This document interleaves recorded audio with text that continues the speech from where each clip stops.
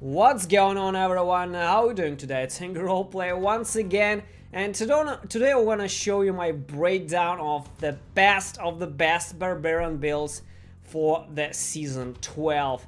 I personally spent a fuck ton of time on PTR and I went for all builds possible, even the most, unimportant and the non-meta ones.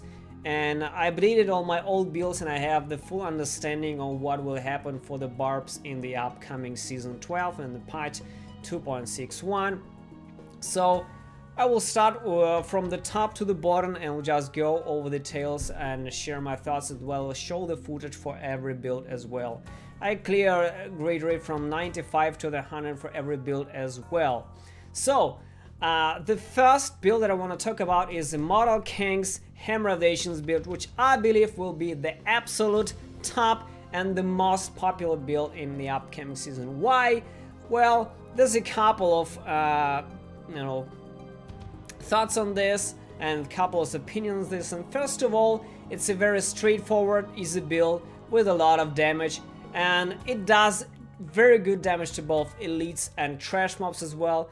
That multiply on the Immortal King is now 1500 and multiplies all the skill damage, and both the seismic slam and the hammer of the ancients has been greatly buffed on through the Gable of Judgment and the Fear of the Vanished Peak. But hammer of the ancients really is more powerful and it just synergizes very well with the Immortal Kings right now.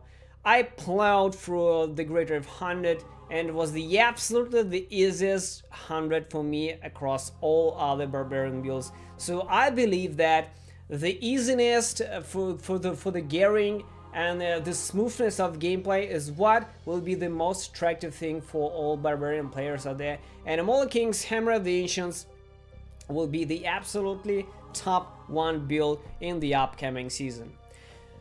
Next we go another one, it is Raekor 6-piece Hammer of the Ancients as well. Well, like I said before, Hammer of the Ancients has been greatly buffed in the upcoming patch, and not only this, but the Raekor set has been buffed.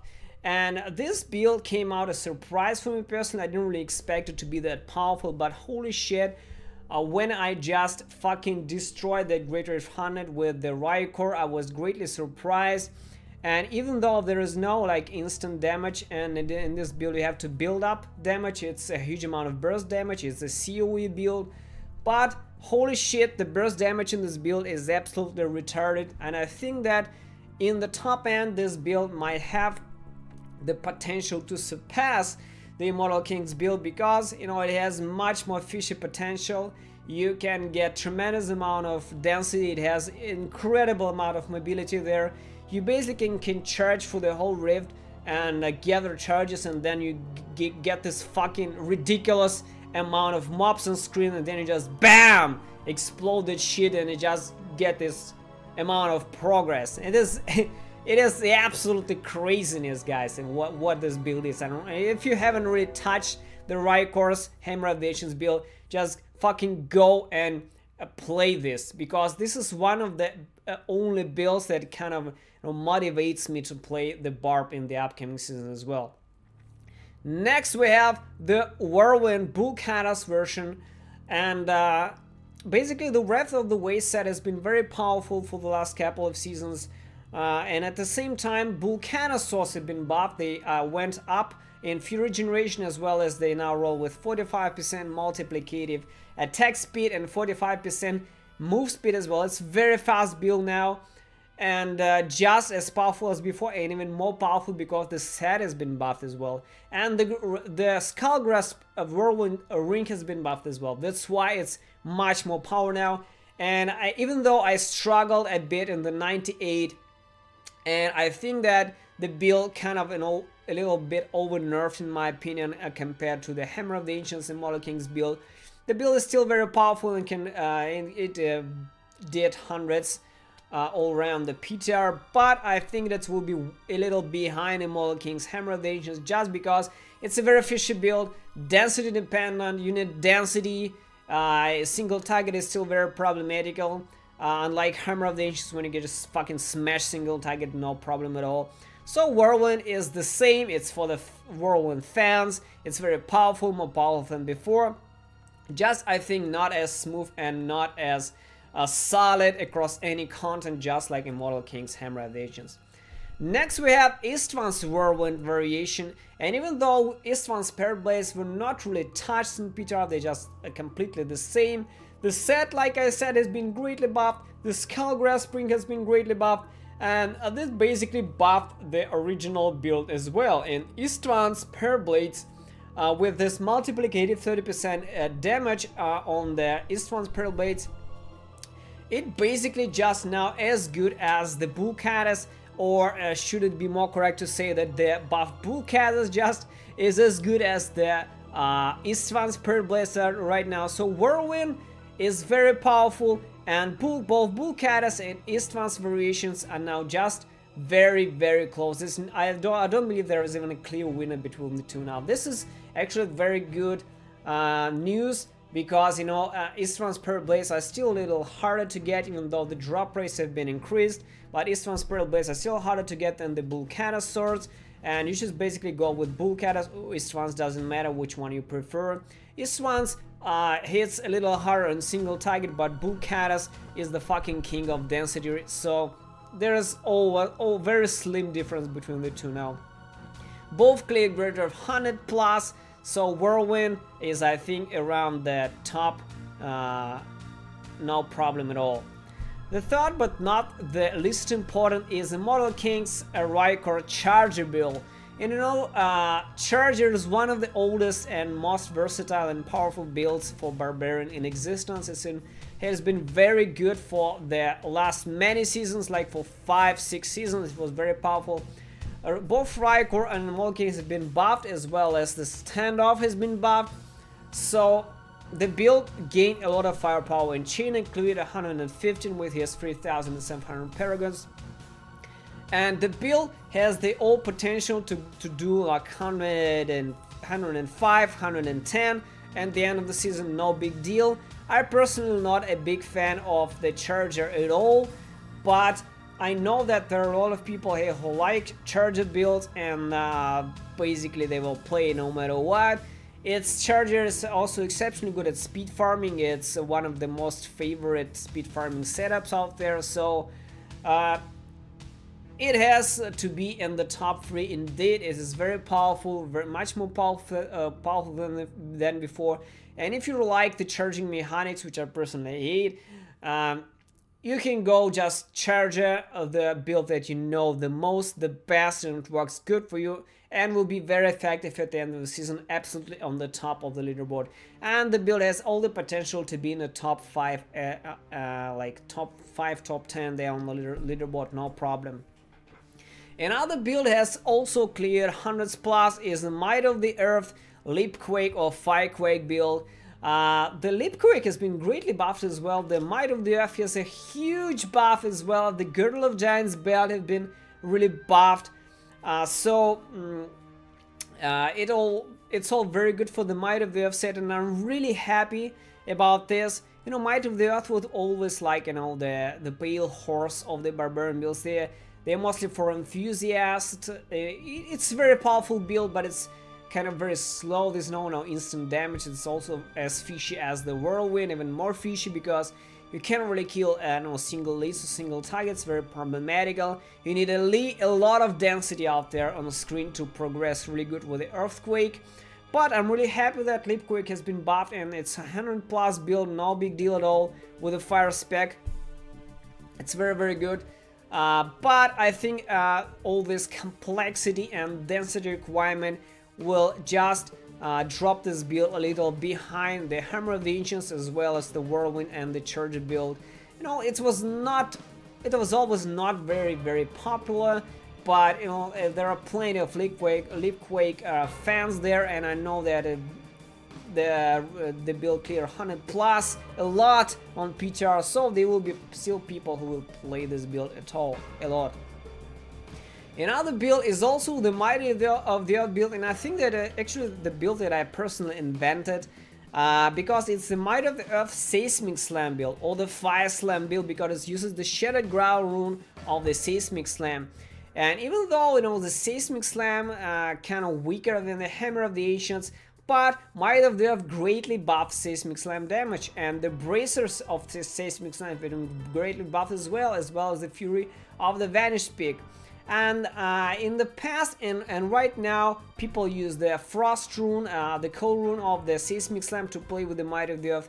But eventually I made some calculations and a lot of tests and realized that we can put both Earthquake and Seismic Slam in one build and nearly fully utilize the firepower of two skills in one set.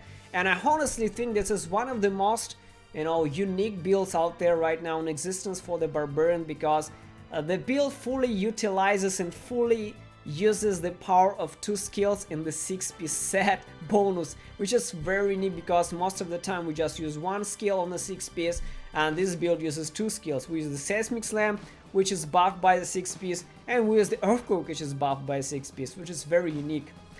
I cleared 98 with this build just as the Leapquake build, and I think that was much faster than with my 100% Earthquake build, simply because the Seismic Slam helps fighting the single target and helps clearing density and finishing these elites, which is very problematical with the pure Firequake, Leapquake, because, you know, sometimes when there's no density, you have to completely give up and just move on, or need to drag these elites to density so they can finish them off later inside the density.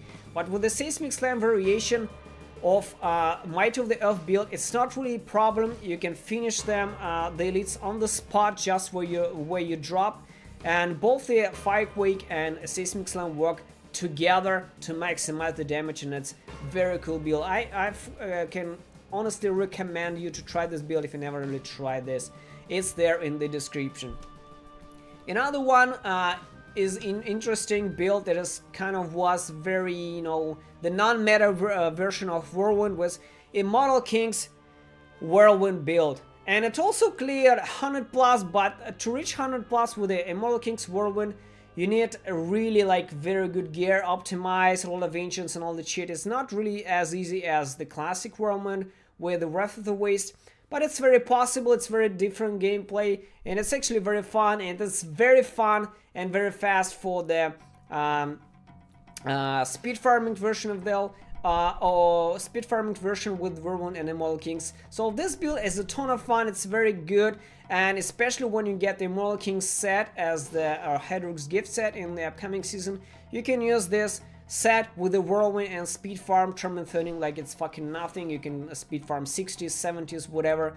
It's a very good build. Unfortunately, it's a little weaker than the Wrath of the Waste version of Whirlwind, but it's still very powerful. I cleared 95 with this. You know, it's no fucking joke. It's not even it's not the fun build that does shit damage. No, it's not.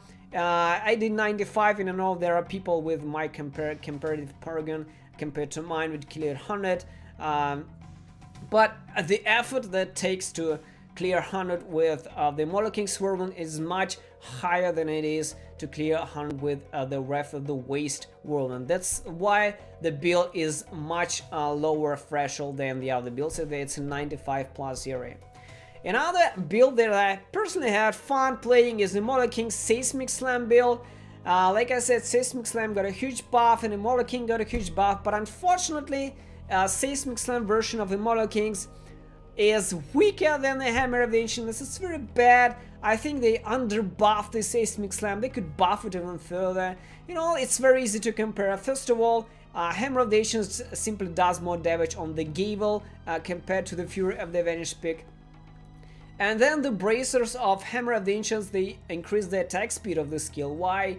The Seismic Slam bracers, they do not attack, they do not increase the attack speed of the skill, so it's much slower.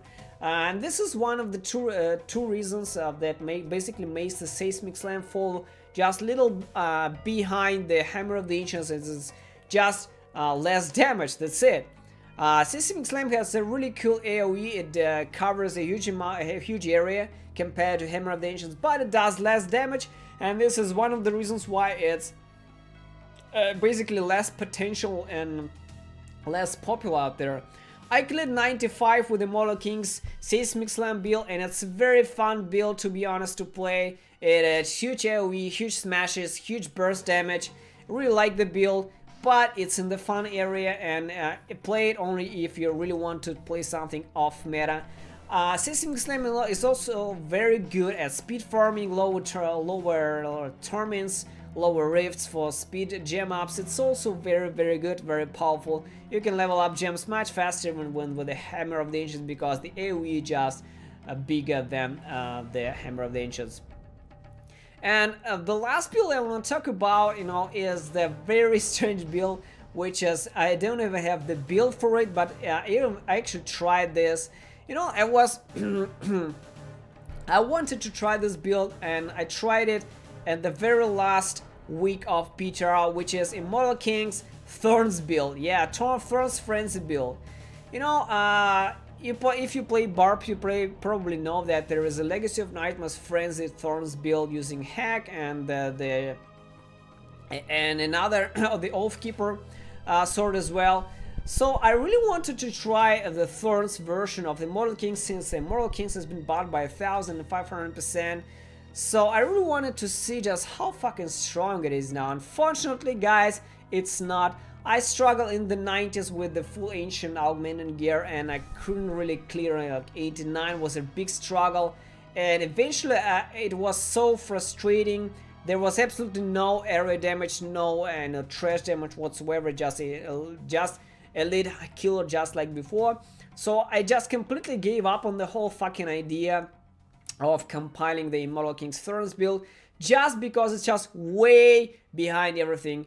It's a pure non-meta build that you can just want to try to play it if you wish, but trust me, I think you will not be very happy about this, and overall it's not really worth it. I think it's a bit of a waste. So it's just as good as the Legacy of Nightmares Frenzy now. Not better, not worse, it's about the same, maybe a little higher, that's it.